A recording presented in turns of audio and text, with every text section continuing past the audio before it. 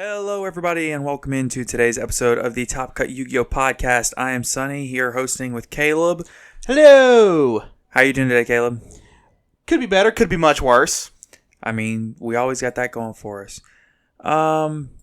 We don't really, I'll be honest, we don't have the most in the world to talk about today. We're going to bring you some info on the Egyptian God decks.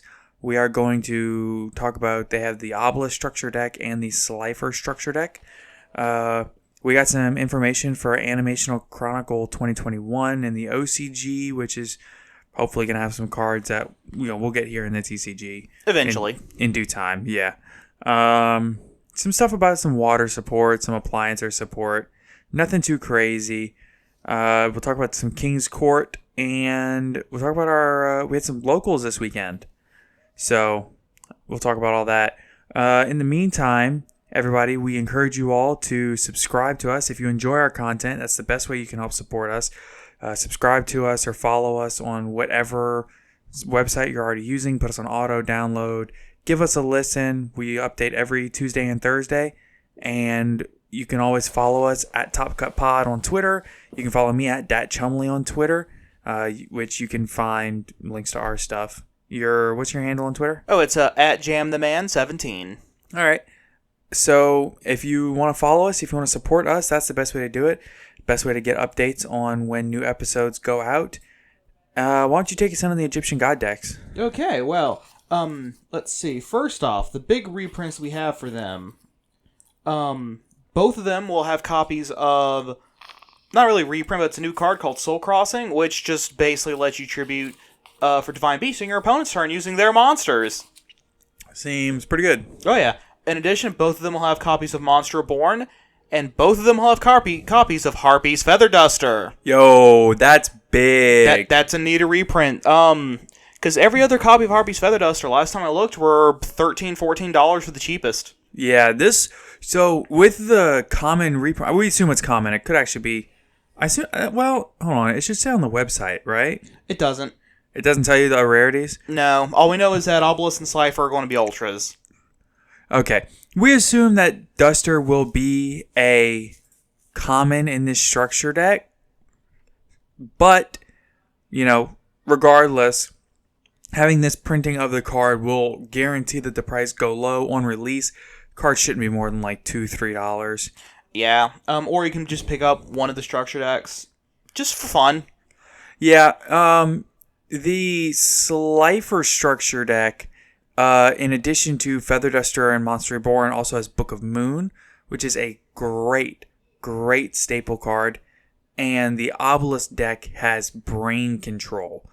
So, they do have some good staple cards in here.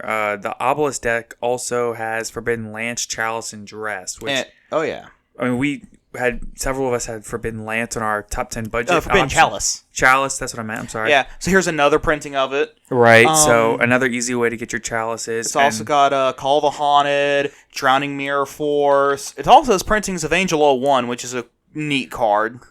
Yeah, so the Obelisk one has Drowning Mirror Force, and Slifer's got just bog standard Mirror Force. Right, exactly. So,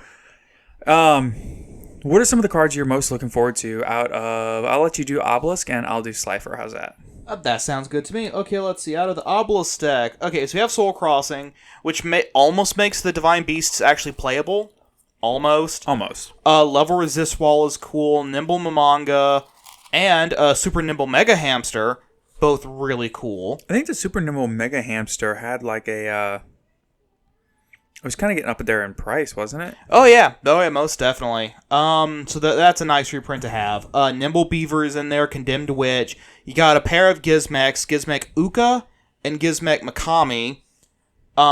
Both are welcome reprints, considering we got the new Gizmek support coming up.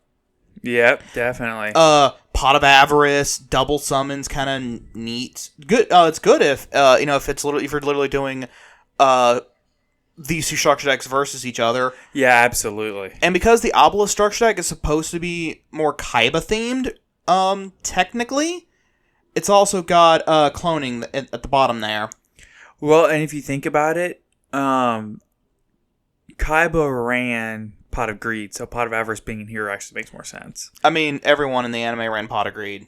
Well, no, it was like a Kaiba card in the anime. Fair enough. He was the first one to activate it, I think. Something like that. That's why the Ultimate Rare was in his Legendary Collection or whatever. Then you also have Cyber Dragon and Bazoo the Soul Eater are in there. Evil Swarm Mandragora. It's got some good stuff in there. But like I said, the big things are Angel 01, this is the first TCG printing we're getting of this card. Oh, is it? Yeah, it was originally a manga only card. It wasn't even in the anime. Oh, okay. It's manga only. So we're getting that finally. A Bazoo reprint actually is not bad because in GOAT format, that card's actually a little bit high in price. Oh yeah. The Cyber Dragon reprint is nifty, but not needed since we have that Cyber Dragon net coming right around the corner. Yeah, but it's just another chance to have it. Oh, absolutely. It gives you another copy of it. But like I said, the biggest reprint is definitely Brain Control and Harpy's Feather Duster. Yeah, in this one, yeah, for sure. Oh, yeah, definitely. I do like the Lance reprint. It's usable in 2011 plant format. And I always like the Chalice reprint because, like we've talked about, I mean, it's one of those top 10 to 15 budget staple cards to have. So these printings of it will do great. And I think that this printing also will definitely put the, what's it called? This printing of it will definitely put Harpy's Feather Duster in that same conversation of like top 10 budget options. Oh yeah. No, I wouldn't be surprised if that at max that the common Harpy's Feather Duster out of this gets up to 5 at max, and that's after the decks go out of print. Yeah, it shouldn't be more than like a $5-6 card, even though so Dark Ruler No More is like a 3 of as far as budget players go. Yeah, and it's up to 5 right now. Right, and Harpy's Feather Duster will almost never be more than a 1 of. Probably, I don't know. I doubt they ever go to 2 or 3 of it. They'd be insane to do so. Right. So, talking about the Slifer deck, we've got, obviously it's got Slifer, it's got Soul Crossing also, which is a quick play. It's got Thunder Force Attack, which is interesting. This one's a little bit better than some of the exclusives in the Obelisk deck. This one, the activation and effect cannot be negated.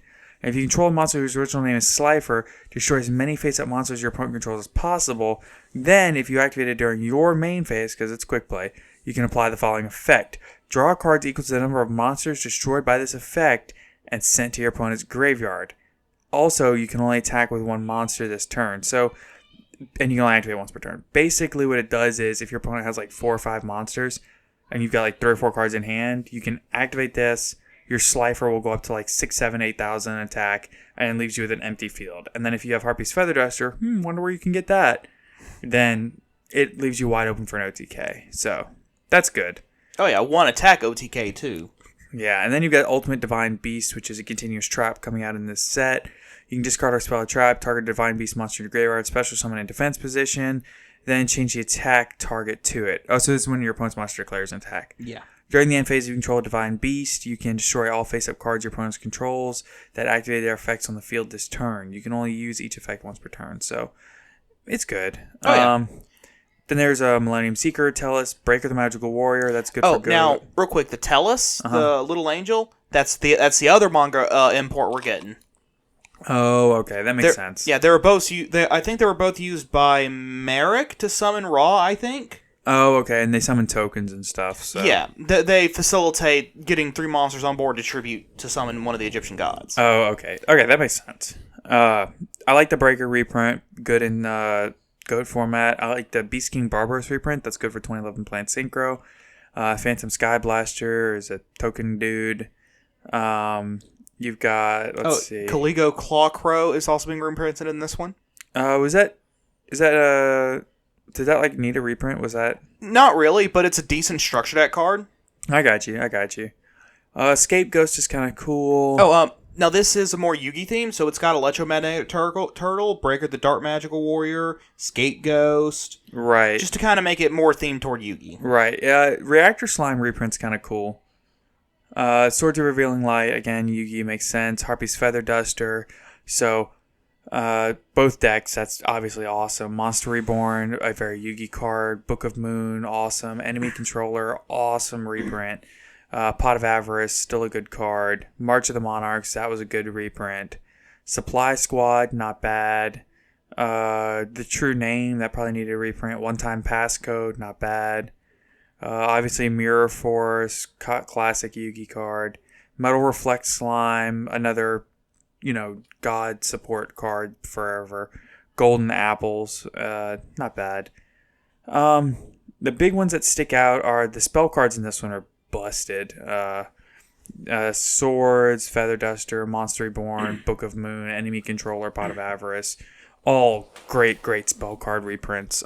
Swords obviously less than the others, but oh yeah, I mean they had to balance out the Obelisk one getting Forbidden, Dressed, Lance, and Chalice. Right.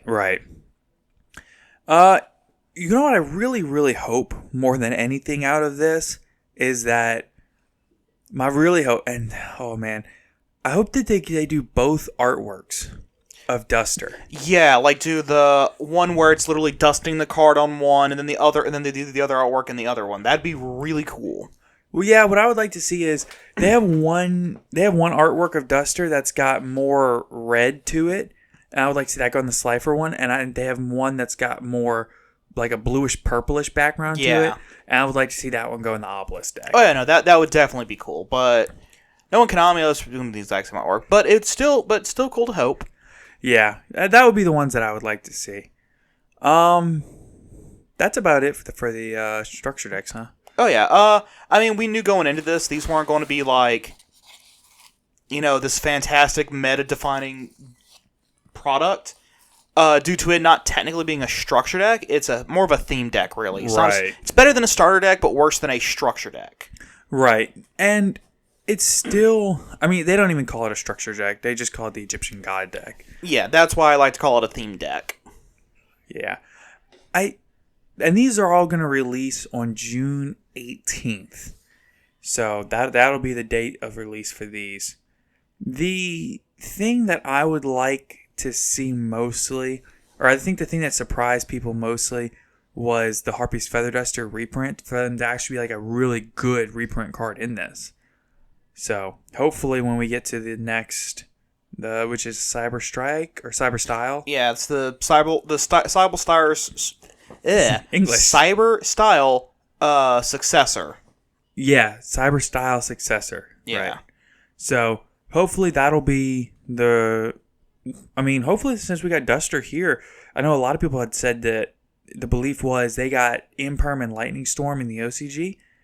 And everybody said, well, they're just going to replace Lightning Storm with Duster here. But they really can't now. I mean, they still technically could, but it wouldn't be wise to do so, because then people would just look at the Cyber deck and go, why should I bother? Because I already have Harpy's Feather Duster from this. Yeah, they're really setting themselves up for... At this point, there's no card that you can look at to replace Lightning Storm and go, that makes sense. There's no legitimate card that you can replace Lightning Storm with at this point where people say, I'm fine with that. That makes sense because now that Duster's getting reprinted here, it'll be a $2 card. Oh, yeah. And you can't look at it. Oh, yeah. And Regeki got reprinted earlier this year as well. Right. So they can't do Regeki. Harpy's Feather Duster got in here. They can't reprint Darkhold because it's banned. Darkhold's not banned, is it? No, I might be wrong. No, Heavy Storm is banned. Heavy Storm is banned. Okay, you see my confusion there. I get the two mixed up all the time. But even so, I'm 99% sure they've reprinted that recently, so I don't think they're going to do Darkhold either. Yeah, I don't think they'll do Darkhold either. The only thing that I could see them doing that would really, really make people do the head turn excuse me, is if they reprinted Max C. Oh, in yeah. the Cyber Style successor structure deck. Oh, yeah. But I think we can kind of get the inkling that that's going to be that's a possibility if on the next ban list, because the Cyber Style structure deck doesn't come out until after the next ban list. Right. If they pull Maxi off, at that point, I would probably suspect that they're going to print Maxi in there. Man, is it too early for us to do a ban list episode? I would say later. I'd say wait later into the month.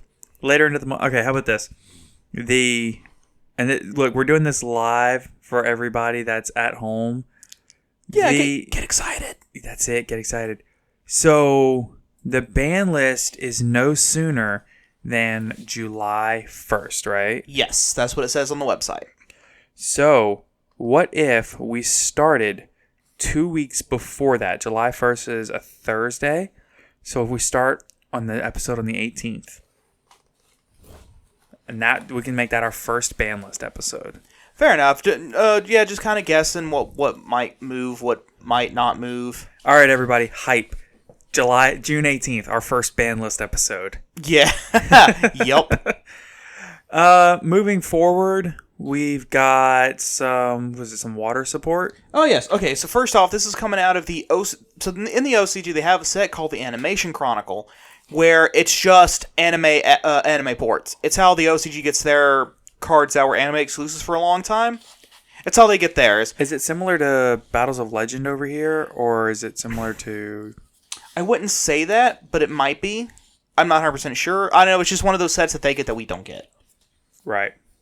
So first off, we got a bunch of water support. We got Ice Mirror, Ice Knight, and Ice Barrier. This is less ice support. This is less water support, more ice support. But we don't have an ice attribute, so... Yeah. Alright, so first off, Ice Mirror, normal spell. You target level 3 or lower water monster you control. Special summon a monster with the same name for the deck, but while you control this face-up monster, special summon this effect, you cannot special summon from the extra deck. Not entirely sure how that's supposed to work. Terribly. Yeah, like, the only thing I could think of is, like, let's say you have your old Frog Monarchs. Right. If you have a frog on field, you can, and you have a normal summon, you can activate it, bring out another copy, tribute it off for a Monarch, and then you basically got a Monarch normal summon for free. I mean, in theory. Yeah, then whatever toad you sent, blah, blah, blah. I guess you could build some Frankenstein paleo frog monarch deck. Maybe? I don't know. We'll have to wait and see what else is in the set to see if there's something that'll abuse that. Yeah. Next, we have an actual monster, Ice Knight. Level 4, Aqua Water, 1300 attack, 1200 defense, not very big. However, he gains 400 attack for each Aqua monster you control. So he can including himself. Including himself. So he immediately comes out the gate at 1700. Which is beefy, and he can get real beefy real quick. Right. In addition, once per turn, you can activate this effect. During your main phase this turn, you can normal summon a water monster in addition to your normal summon or set. You know... And then after you do that, you're locked into special summoning only water monsters for the rest of the turn. You know, if you have like Bahamut, Toad, and him on the field, he's like 2,500 and you have an Omni Negate. Oh yeah. And he can make Bahamut. He's level 4. Yeah, what you could do is you could normal summon him and then activate his effect to normal summon another water monster and then go Bahamut into Toad. Yep. So, honestly, it could legitimately be an extender in Fluffle. Yeah, you're right, because of Penguin and Dolphin both being level 4 water monsters. Right, so you can normal summon him and then get a second and Octopus, normal... yeah? I don't know. No, Octopus is level 2, I think. It doesn't matter. What matters is Penguin and Dolphin are both level 4 water aqua monsters, so normal summon him, effect, normal summon them, bam, you got Toad. You got me curious, since I had to dig into my Fluffle deck. Octopus is level 1, and it's yeah. Yeah, okay, so yeah, he wouldn't count for that. Oh wait, I'm an idiot. They're all fairies. He's an aqua. They're talking about typing, not attribute. Oh, no. Like, okay, so like anytime where they say the attribute, that's what they mean. Oh, you can normal summon... No. He gains 400 attack for every aqua monster. Oh. But you can normal summon a water in addition to your normal summoner set. No, because Toad is a aqua. Okay, yeah. So, I mean, if you leave him on the field, but realistically, you would have to normal summon him, normal summon a second water monster, overlay into Bahamut, and then special summon Toad. Yeah, but even then, still, that's not the worst thing in the world. I put that at a very solid meh. Yeah, that pretty much but exactly a meh right. with potential. Pretty much. I mean, so MCole40 did a video on this, and his video pretty much... This guy's like Monarch Turbo, which I guess he is. Because you can normal summon him and then immediately tribute him for like a Mobius. Yep. Because he does lock you into water monsters for the rest of the term, which is terrible. But maybe even in a Mermail deck?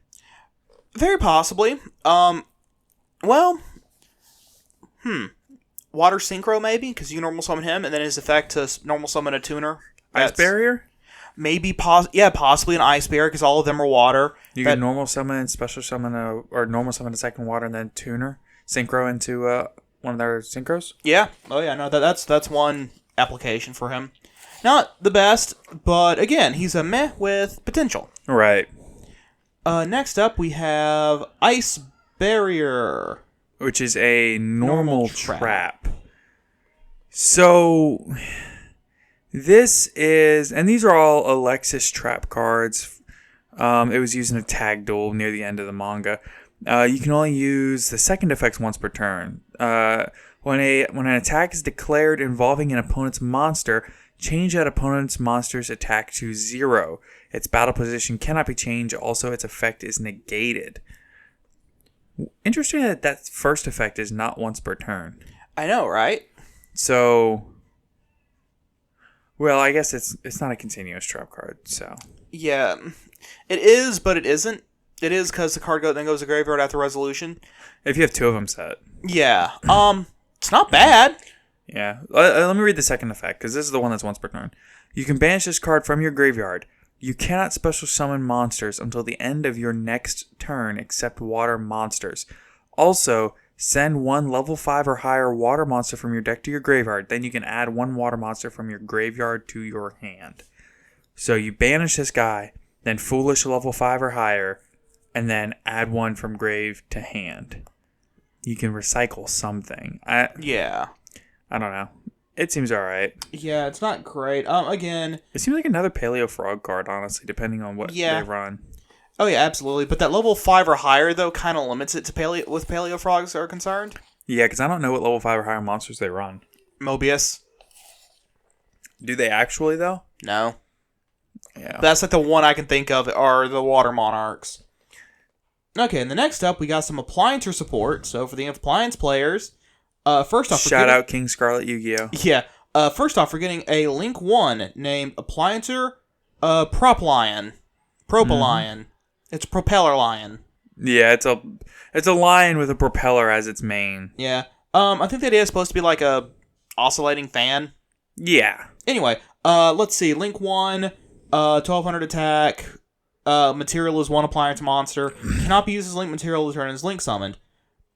This card can attack directly, and once per turn during the damage calculation, your opponent's if your monster battles an opponent's monster that this card is co-linked to, you can change your opponent's battling monster's attack to 0 during damage calculation only.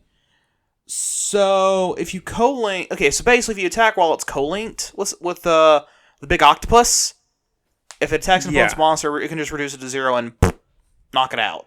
And he's 1200, so his attack directs are not like small. Yeah, most attack directs in the past have been 400. That's the most common with Ram, yeah. Yeah, 400. The highest I've ever seen was like 600, I think. One time, I was at this tournament, and I normal summoned Thoroughblade, and I 10 key search Thoroughblade.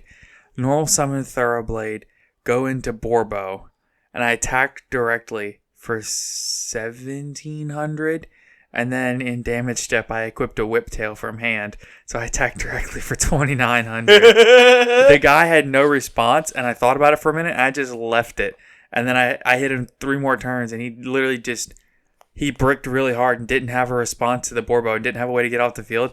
I just kept hitting him direct for 2900 and beat him in 3 turns. Yeah, but that's Borbo. This is completely different. Oh, well, yeah, but... Yeah, and Borbo's attack is entirely dependent upon what material it has. It's really nice that this is a Link 1 for the Appliancer deck, though, because Link 1s are always gonna be broken. The problem with this one, though... is the arrow. No, actually. It's the fact that it can't be used as Link material. Yeah, but that's not inherently an issue. Yeah, not necessarily, but the fact that you can lose your normal summon appliance or Link 1 into this can definitely help get you started. Well, it'll give you options no matter what. Oh, yeah. Does the deck have any graveyard reliance? I'm not entirely sure. Because if it's anything like an Infinitrack deck, their Link 1 a lot of times is used to put stuff in the graveyard. Yeah. So. Anyway, next up we have Appliancer Conversion, a quick play spell. Yeah, you can only use the first and second effects of this card's name once per turn each.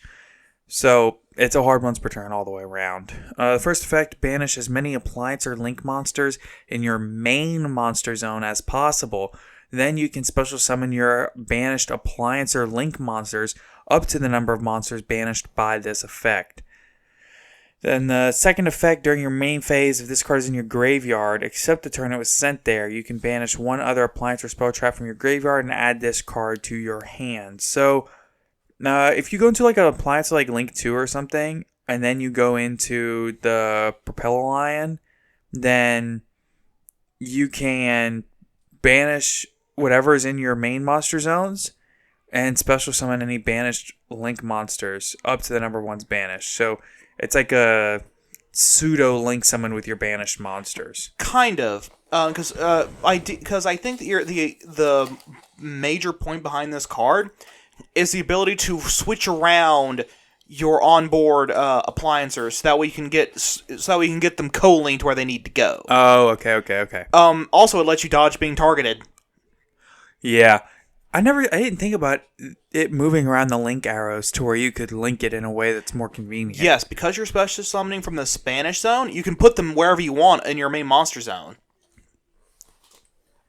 So, you can do wonderful things, such as you were kind of forced earlier in the game to make a bad link arrow play. This will let you reset that and get better link arrows, or the situation has changed to where, well, now this isn't a good link arrow, but I can quickly, you have two monsters, you have the wrong, at the time, you co-linked the right one, but now you need the other one co-linked, you can flop them around real quick. Right. It's like your own personal pseudo World Legacy Guard Dragon, where you can kind of move your link arrows around how you need them. Oh, yeah. But then, like I said, you can also kind of shift them, all that. Not only that, it also recurs itself. Right, which is huge. Oh, yeah. So that's definitely a very welcome card for the appliancers. Yeah, definitely. Yeah, like the best way I know how to describe this card is it almost makes all of them have wind up rabbits effect. But possibly because I guess you can definitely use it to avoid things. Yeah, that's the way to describe it. Like you can legitimately, if your opponent. Okay, so here's just off the top of my head. Excuse me.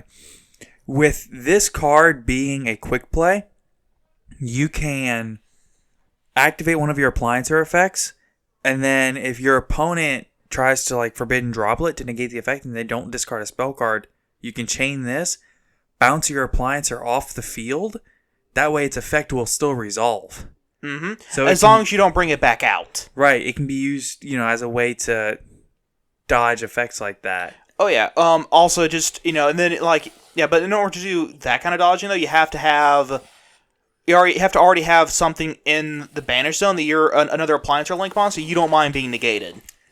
Yeah, it's a little bit more specific. Yeah. Another option is you activate appliance or link monster effect and your opponent imperms it, you can chain that and bounce it off. Right. Then even if you just literally banish them, put them right back where they were at, it's not the original target, because the original target's left the field.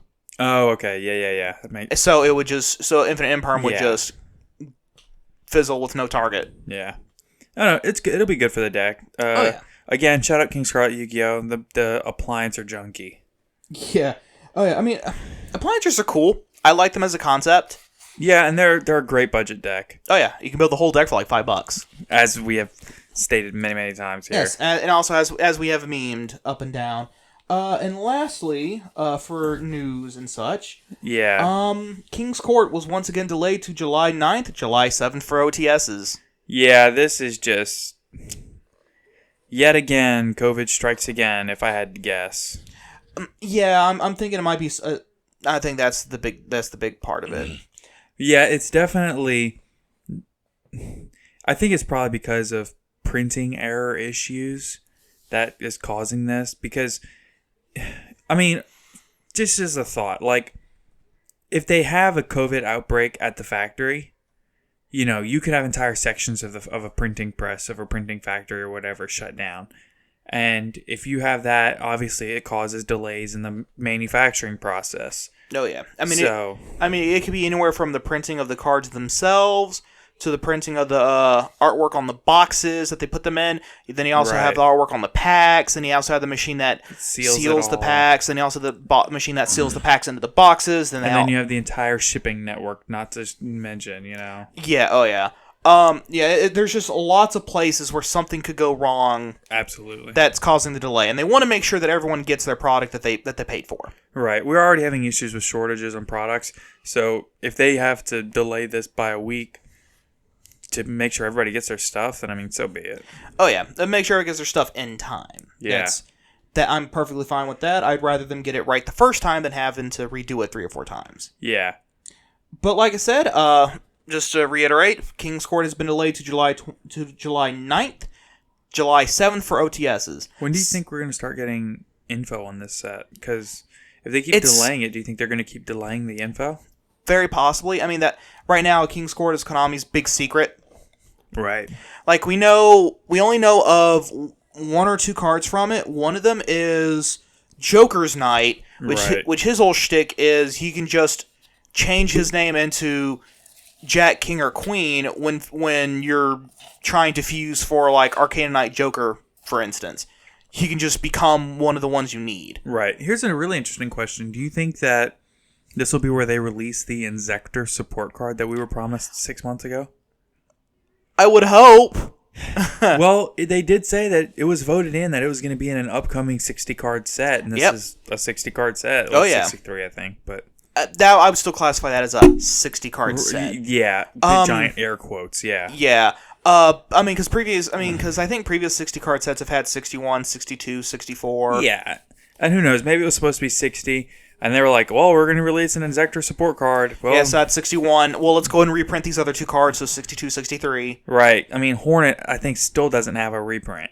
Yeah. So they might just go ahead and throw in a couple of Inzector reprints on top of the new Inzector card. So that might be what's causing cards 61, 62, and 63. We'll have to wait and see.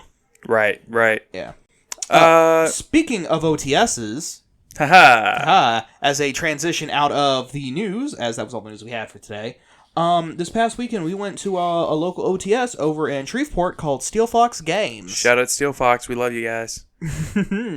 Yes, they had a little tournament of their 21 players total. Yeah, just regular locals, nothing crazy. Lightning Overdrive was legal for this, however. Yeah, this was second day of Lightning Overdrive being legal. Yep. So, let's see. First place was an MIT deck, Machina Infinitract. Yeah, that guy is the luckiest man on earth. I watched some of the games. Every single game. He would be backed into a corner and then just go full Yu-Gi-Moto. Just Heart of the cards. Let's boom, go. Rip it. Every time. Rip the exact card he would need. We're talking ripping Machina deployments. He's ripping, heavy forward. Whatever he needs, he ripped it. Oh, yeah. Unbelievable. Second place was Scrap Dino. Yep. This guy, he is a very, very good duelist, and he played it well. He knew every combo line, which is awesome considering how new the deck was. And, yeah, that deck is insane. Third place was regular Dino. Only reason he wasn't playing the scrap engine was because he didn't have the Chimera yet, which thanks to somebody in this room, he now has. It's you. Okay, it's me. But still. And fourth place was Zoo Brigade. That could have been anybody. It was me. It was me! Yeah, so I say, why are you even doing that? Yeah, I got like 8th with Dragon Link. It is what it is. Okay, so we talk on here a lot about how bad we are, and I still don't claim to be good. But this is my first time doing well at a tournament of any size. I'm very happy about it. I say well. It's still 4th, which is not first, but it is improvement, which I'm very, very happy about. And hopefully, it is the road to even better things. Oh, yeah. So, do you have any interesting anecdotes from the day, stories? Well, During the last round, I was playing up against True Draco. What did you play against all day? Oh, well, let's see. Round 1, it was actually somebody who just got in the game. I feel really sorry for them. What were they playing? They were playing 3 of the Ice Barrier Structure deck. What were you playing? Dragon Link. Yeah, that's right. You should feel bad. Yeah, I felt really bad. Afterward, I 2-0'd him, obviously. And we still had... Here's the thing. I was doing my full Dragon Link combo. We were done with, 15 minutes to spare out of a 40-minute clock. Of course. Afterwards, so I was like, well, hey, man, you're new to the game, right? And he was like, yeah. So I gave him some pointers, and I highly recommended he should probably think about getting a different deck. That's terrible. Not... Mostly due to, in this meta right now, just no one cares about your Trishula. Yeah. No one cares... Well, not regular Trishula, the new one that turns into regular Trishula. But it's a good avenue to learn all the basics of the game before jumping into something more advanced that might not even be relevant in 6 months. Oh, absolutely. Most definitely. Because you wouldn't recommend he pick up Dragon Link right now. Oh, absolutely not. Especially with that ban list coming up, which we'll talk about July 18th. June 18th. Yeah, June 18th. My bad. Apparently. I'm already thinking ahead. Let's see. Game 2, I believe, was actually you. Yep. Round 2 was us. Yeah. Game 3 was against... it was up against, Gravekeepers. Wow, you played some fun stuff today. Yes, I did. Round 4 was against Heroes. Wow. Yep, and then round 5 was True Draco. Wow, you literally saw meta once all day yesterday. Yeah. Me. Yeah, and I lost against the hero player because, A, I didn't know how to side against heroes because I wasn't expecting to see heroes. And B, I didn't see my Imperial Order. Yeah, that'll do it. And then, like I said, round 5, True Draco. So I had real terrible luck. It happens. It is what it is. I still played to the best of my ability that I could with what I had. Still lost. It is what it is. It happens. I could not have sided all day, and it not would have changed a thing. What do you mean by that? Okay, so going up against the round 1, I opened round 1, game 1 with both my with 2 Dark Ruler No Mores in hand, going first. Wow. Keep in mind, you main deck all 3 of them. I main deck 3. So game 2, I sided out some stuff, and I kept in the Dark Rulers. I actually sided out the Ash because I didn't see him search his deck once. So, and it's because I was going second, I also sided out Called by the Grave, because... Yeah. Didn't see any of my sides that game. Same thing with game 3, just never saw any side decks. A trend that would continue throughout the day. Oh, yeah. Let's see. And then it was pretty standard stuff. I actually bricked in Dragon Link several times by drawing a hand like Absent Router, plus Chaos Dragon Legionnaire, plus Red Eyes Darkness Metal, plus Ancient Cloak, plus World Legacy Guard Dragon. Right, because you're on the PK build of Dragon Link. Yeah. What do you do with that hand? Cry. Cry. That's what you do. You cry. That being said, game 1 against the hero player, I actually opened combo, started doing my combos. He was like, Dragon Link, I know exactly what you're doing. Got to the... Keep in mind, in my hand, I opened with 2 Ash Blossoms, right? So I get to Dragon Ravine, and I pitch an Ash Blossom to Dragon Ravine's effect, and he goes, "You're pitching an Ash. What kind of gas does your hand have?"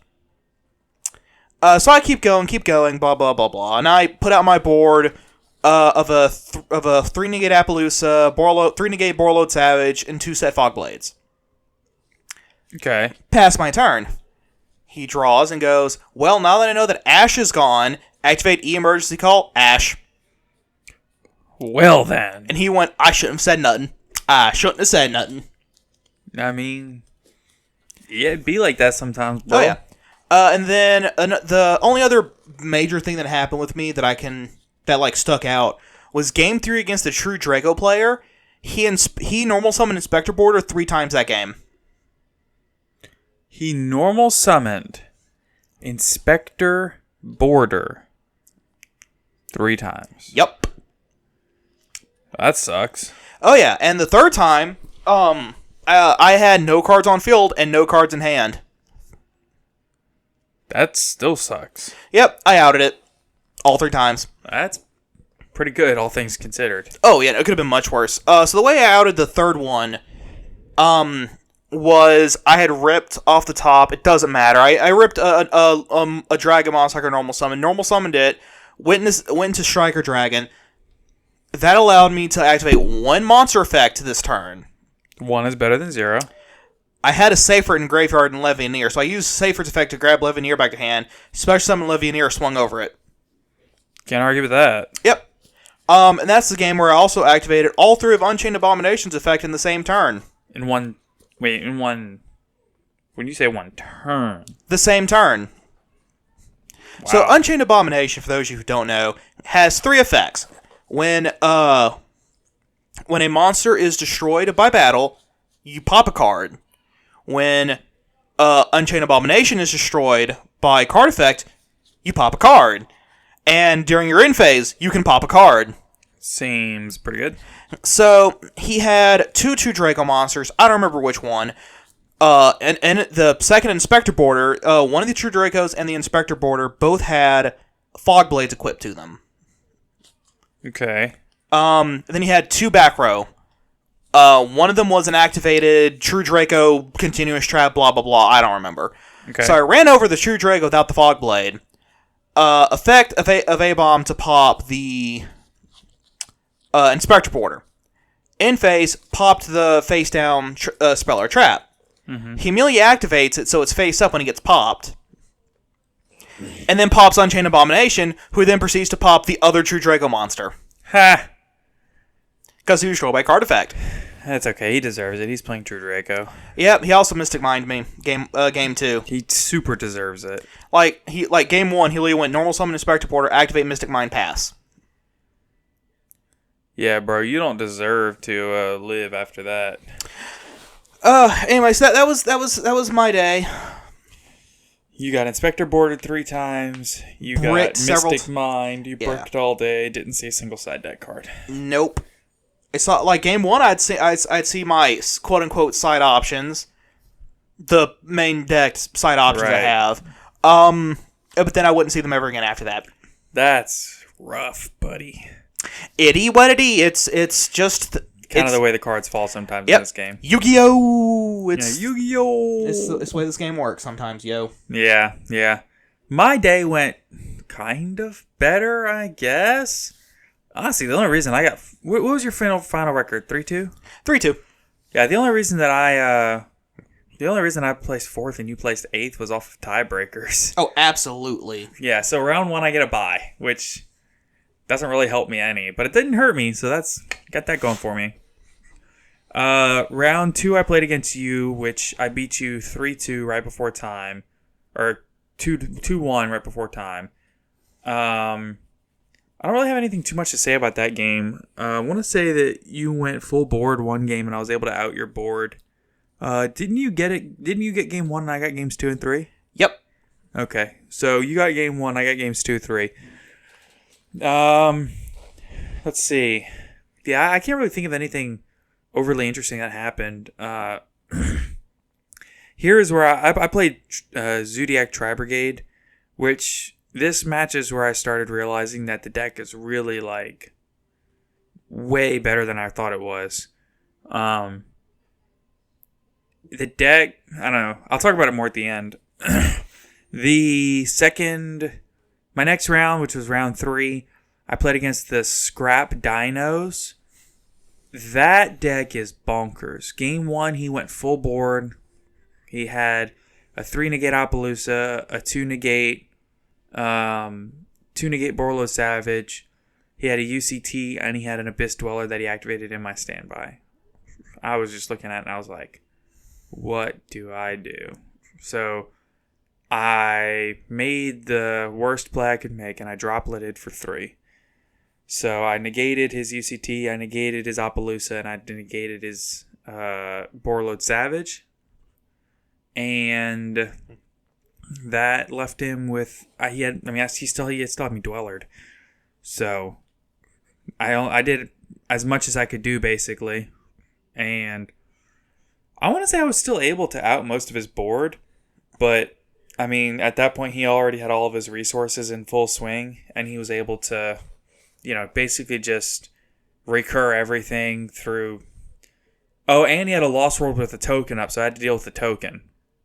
So, yeah, we're talking full board. Scrap Dino's a heck of a card. I mean, Scrap Raptor's a heck of a card. I lost that game because even though I was able to out his board, I burnt so many resources getting there that, I mean, there was only so much you can do, Game 2, I go first. I activated 10 key, did my thing, and this is where I really messed up because I got one interaction messed up. I thought that if you activated Tri-Brigade Revolt and you had a monster face up on your field, that you could use Tri-Brigade monsters on your field to conduct the Link Summon, which is not true. You have to use only the monsters that are summoned, and you have to use... So, if you have 3 Tri-Brigades on field, you only have 3 monster zones available. Unless one of those Tri-Brigades is a Link 2, you can only go into a Link 3. So, if I have, one Tri-Brigade, say I have Tri-Brigade Kit and 2 Zodiacs Banish or in my grave, and I go into my combo, again, if I go into, and I go activate Tri-Brigade Revolt, I can only summon those 3, and because I've only got 3 materials and none of them are Link monster, I have to go into the Tri-Brigade Link 3. So, because I didn't realize that, I should have made one extra play and made one more Link summon and ended with 4 open on my board. And instead, I'd only had 3 open. So, I thought I had a pretty solid setup. I had a 3-negate Appaloosa. I had no, it wasn't an Appaloosa. It was something else. Anyway, I know I had 3 monsters on board. And then I had a set Droplet, I had an active 10 key, and a set Tri-Brigade Revolt. And I had a Nerval and a couple other cards in hand. And, it was a barrier statue. That's what it was. I had Simorgh barrier statue and 1 more monster on board. So, because I had 3 spaces used and only 3 spaces open, I could not Tri-Brigade Revolt. But I figured with Droplet set and with barrier statue up, he can't special summon, and his 1 normal summon, I can Droplet the effect, and I'm good. So sure enough, he normal summons Oviraptor, activates effect.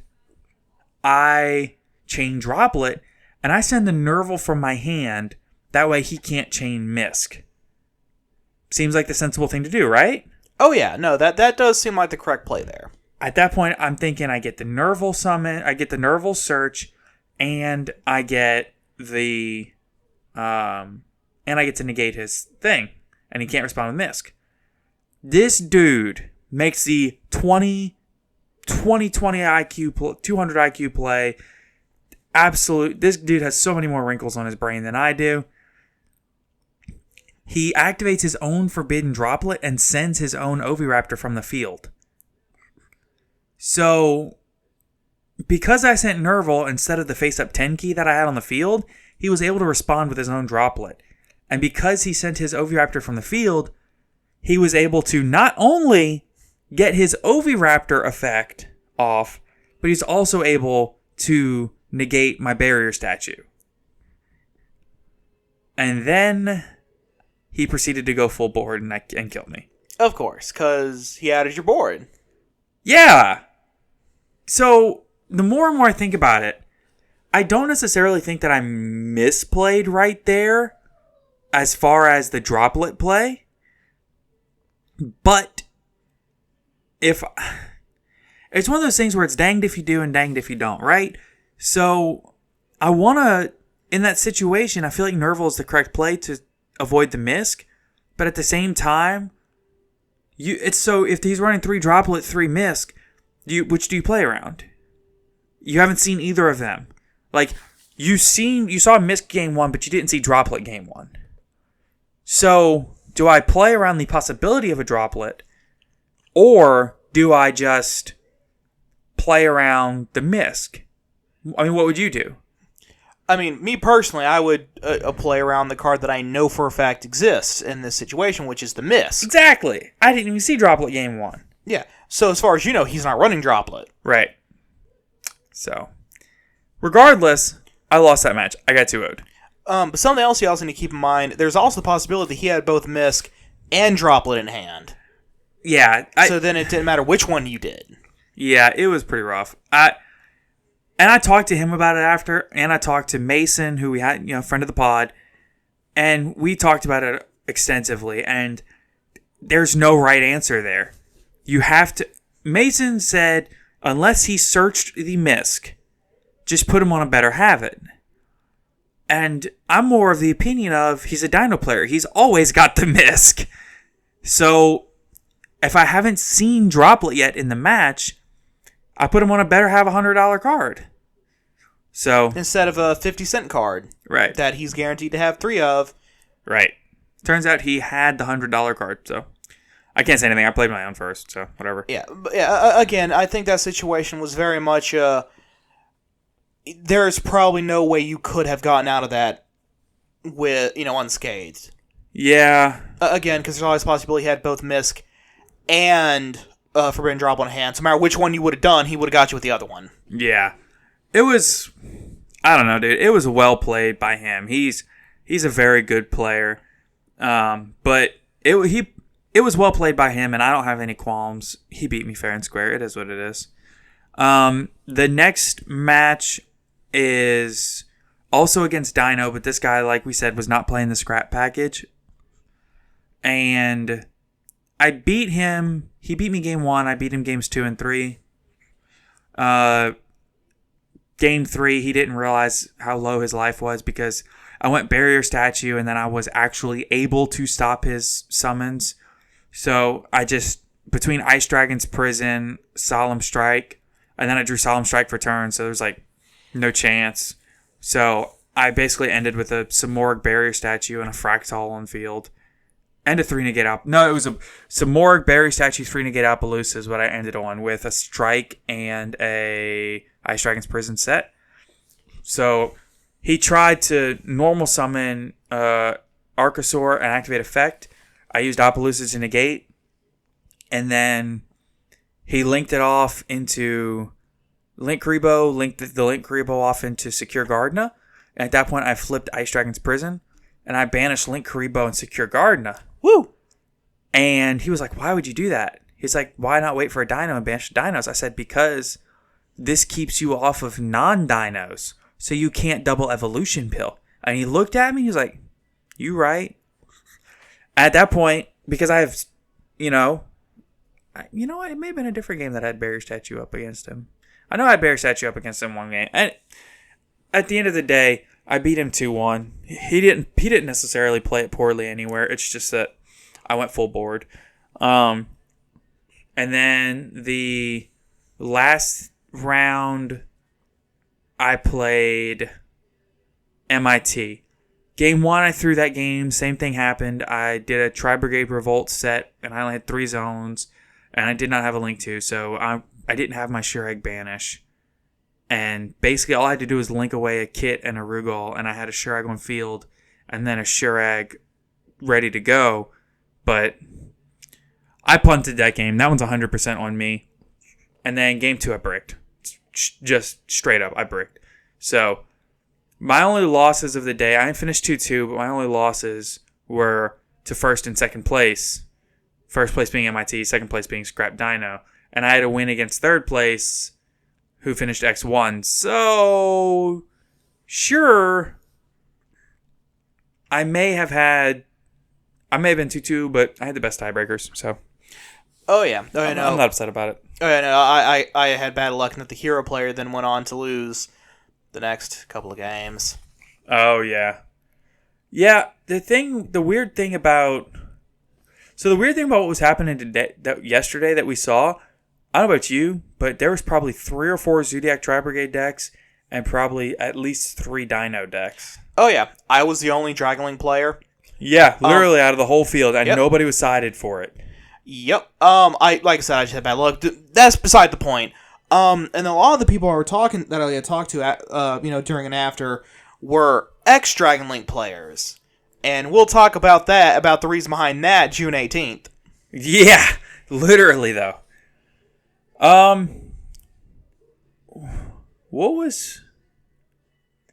There was something else that I was about to say. I know going forward we're going to see at least 1 or 2 other Scrap Dino players, because I had 3 Scrap Chimeras, and I either traded or sold them off at basically retail.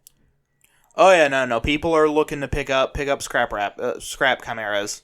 Yeah, that card's insane. Like, for the Scrap Raptors. That card's not insane. Scrap Raptor is insane, and that card enables it. Yeah, it's the missing link in that deck. And the fridge. Yeah. So, Scrap Golem, for those who don't know what I mean by the fridge. Yeah. Is there anything else you wanted to talk about in closing? None else I can think of. There's definitely something else that I wanted to talk about, but I don't remember what it was, so I guess we'll just save it for the next episode. Yep.